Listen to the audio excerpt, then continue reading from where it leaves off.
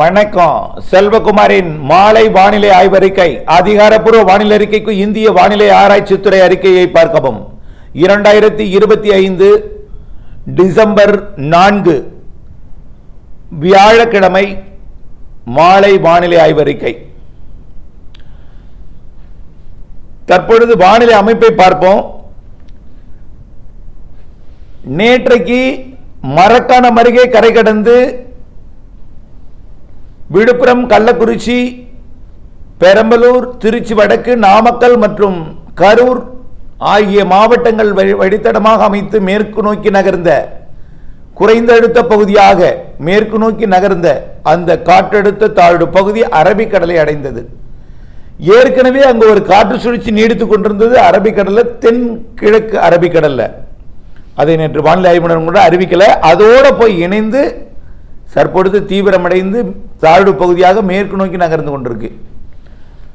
அதாவது மாலத்தீவு மற்றும் லட்சத்தீவு இடைப்பட்ட பகுதியை நோக்கி நகர்கிறது. லட்சத்தீவை போக்கி நகரல, அது ரெண்டுக்கும் இடையில நிலநடுக்கோட்டு இந்திய பெருங்கடலுக்கு சற்று வடக்கு புறமா, அதாவது குமரி முனைக்கு மேற்கு நோக்கி, குமரி முனைக்கு நேர் மேற்கே மேற்கு நோக்கி நகர இருக்கு. அடுத்தது, இது கடந்த போது மேலடுக்கு சுழற்சி இணைப்பை பெற்றிருந்தது.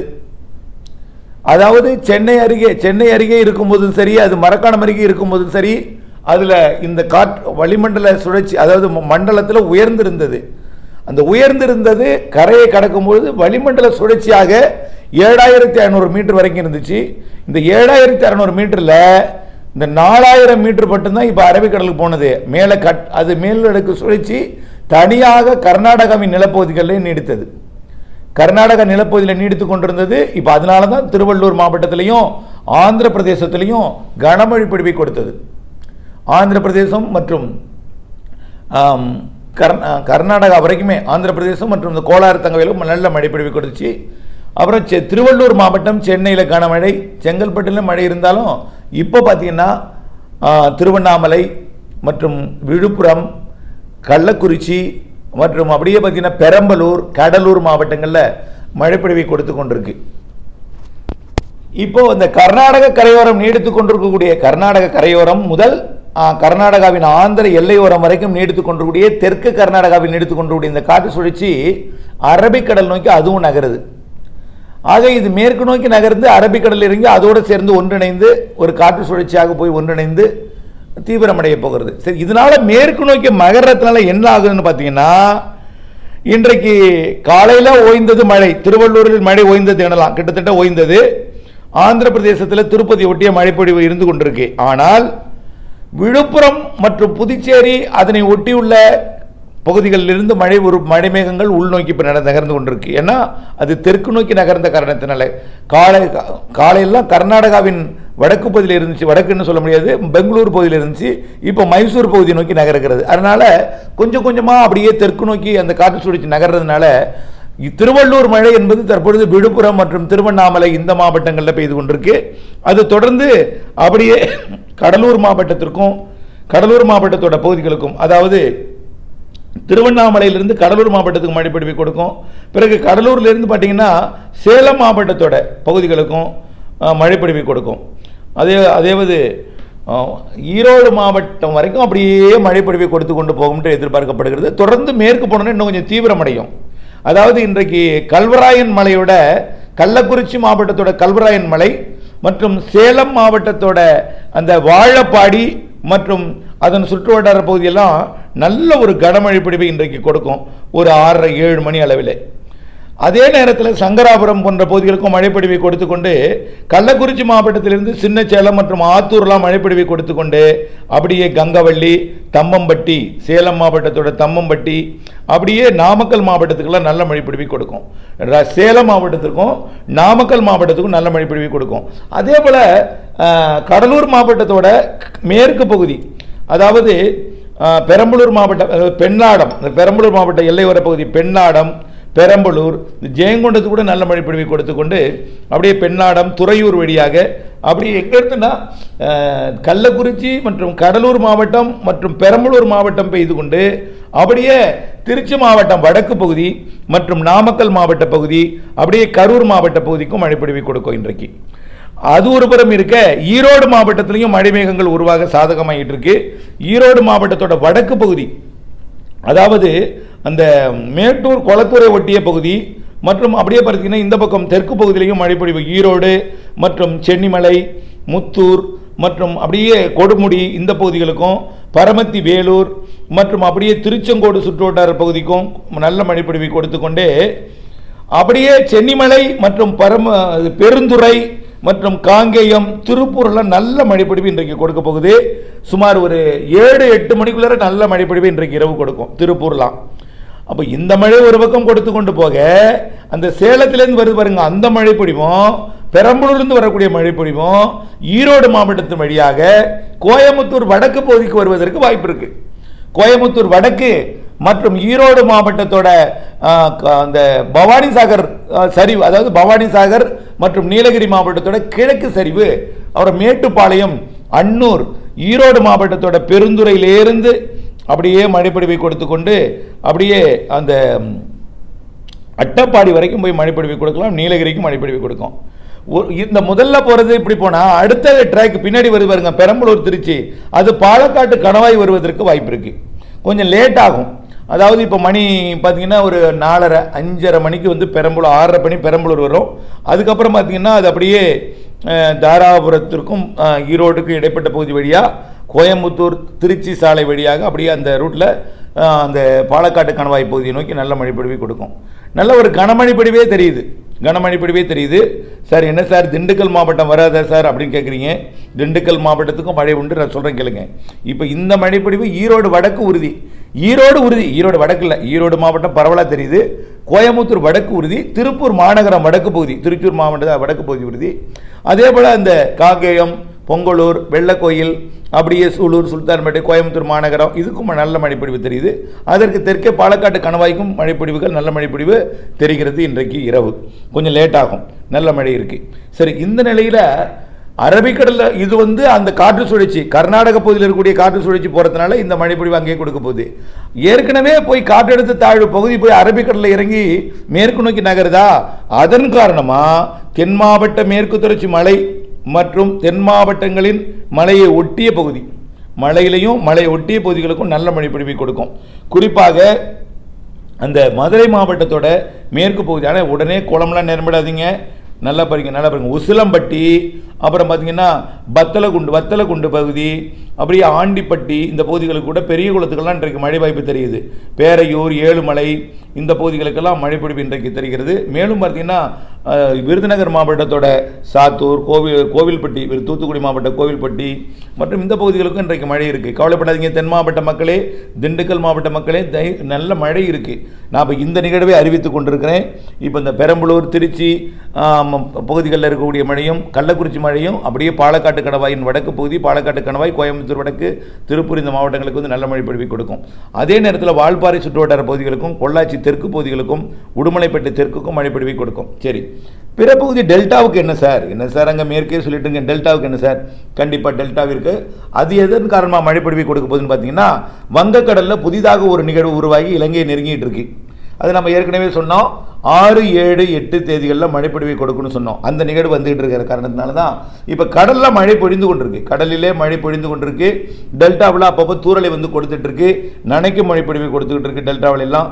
இப்போ இன்றைக்கு நள்ளிரவில் கண்டிப்பாக, அதாவது விழுப்புரம் மாவட்டம், செங்கல்பட்டு மாவட்டத்தோட தெற்கு பகுதி மற்றும் விழுப்புரம், புதுச்சேரி மற்றும் கடலூர், மயிலாடுதுறை, காரைக்கால், நாகப்பட்டினம் இந்த மாவட்டங்களுக்கும், அதனைத் தொடர்ந்து உள்ளே திருவாரூர், தஞ்சாவூர் மாவட்டத்திற்கும் நள்ளிரவில் அதிகாலையில் மழை இருக்கு.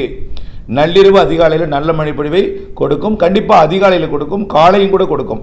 இந்த புதிய காற்று சுழற்சி கண்டிப்பாக நாளை காலை ஓய்ந்தாலும் மீண்டும் நாளை மதியம் மாலையில் மழைப்பொழிவு உண்டு.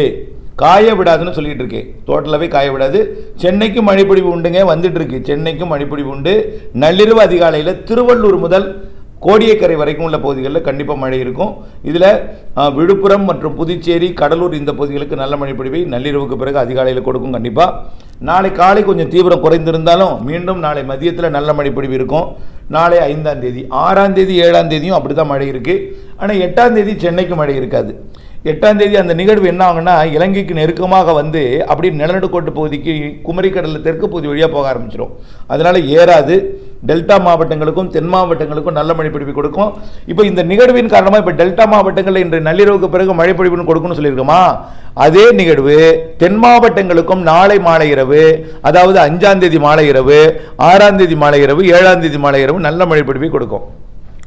8ஆம் தேதி 9ஆம் தேதி ஒரு இடைவெளி கொடுக்க வாய்ப்பு இருக்கு. 8ஆம் தேதி 9ஆம் தேதி இடைவெளி கொடுக்க வாய்ப்பு இருக்கு. 8ஆம் தேதி வாய்ப்பு தெரியுது, ஆனால் 9ஆம் தேதி இருக்குமான்னு தெரியல. 8ஆம் தேதி வாய்ப்பு இருக்கு. 8, 9 இடைவெளிக்கு வாய்ப்பு இருக்குன்னு நினைச்சிங்க, பூச்சி விரட்டி தான் அடிக்கிறோம்னா ஒரு கவனத்தில் வச்சுங்க. 2 நாளோ அல்ல 1.5 நாளோ இடைவெளி கொடுக்க வாய்ப்பு இருக்கு. அதுக்கு முன்னாடி வரைக்கும் மழை இருக்கும். ஆனால் சென்னைக்கு வரக்கூடிய 2 நாளில் மழை கொஞ்சம் இடைவெளி கொடுக்கும். அங்கேயும் கூட மழை, குளிர் வரப்போகுது. அங்கே கொஞ்சம் சென்னைக்கு மட்டும் கொஞ்சம் இடைவெளி கொடுக்கும். கண்டிப்பாக ஒரு 18ஆம் தேதி வரைக்கும் இடைவெளி கொடுக்க வாய்ப்பு இருக்கு.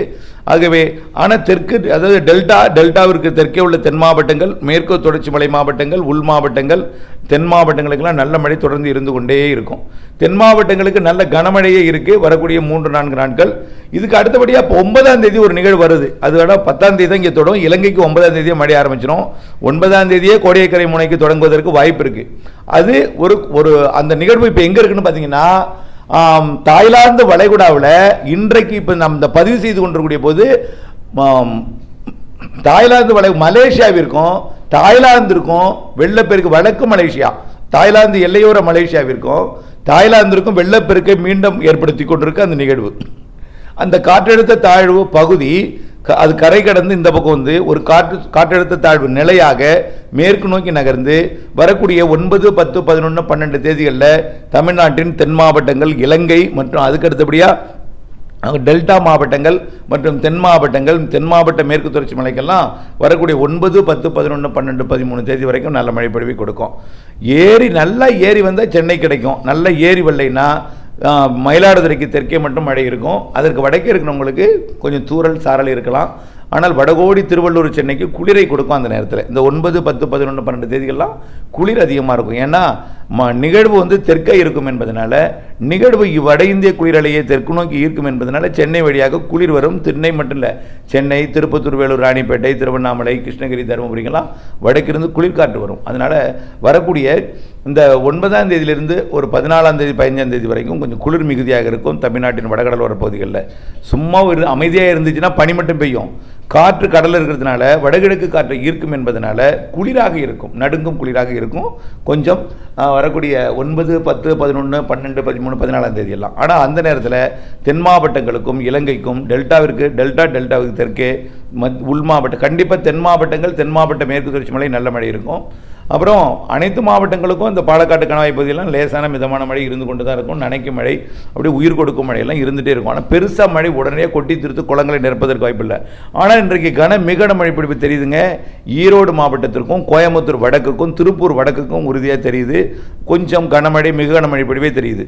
அவிநாசி, திருப்பூர், அப்படியே பார்த்தீங்கன்னா அந்த பக்கம் ஒட்டுமொத்த ஈரோடு மாவட்ட, நீலகிரி மாவட்ட சரிவு, நீலகிரி மாவட்டத்து எல்லையோரம், நீலகிரி மாவட்ட கிழக்கு சரிவு, மேட்டுப்பாளையம், கோயம்புத்தூர் வடக்கு பகுதியெல்லாம் தெரியுது.